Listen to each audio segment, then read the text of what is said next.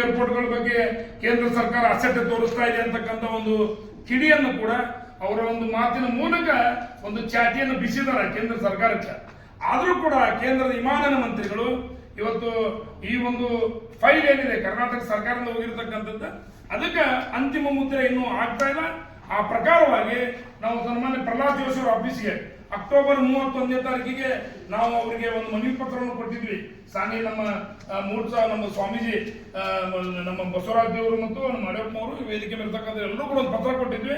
November ತಿಂಗಳೊಳಗಾಗಿ 4 ವಿಮಾನ ನಿಲ್ದಾಣಗಳಿಗೆ ಕನ್ನಡಿಗರ ರಾಜ್ಯೋತ್ಸವ ಇರೋದ್ರಿಂದ ನೀವು ನವೆಂಬರ್ 30ರ ಒಳಗಾಗಿ ಅದನ್ನ ತಾವು ಡಿಸಿಷನ್ ತೆಗೆದುಕೊಳ್ಬೇಕಂತೇಳಿ ನಾವು ಗಡುವನ್ನು ಕೊಟ್ಟಿದ್ವಿ.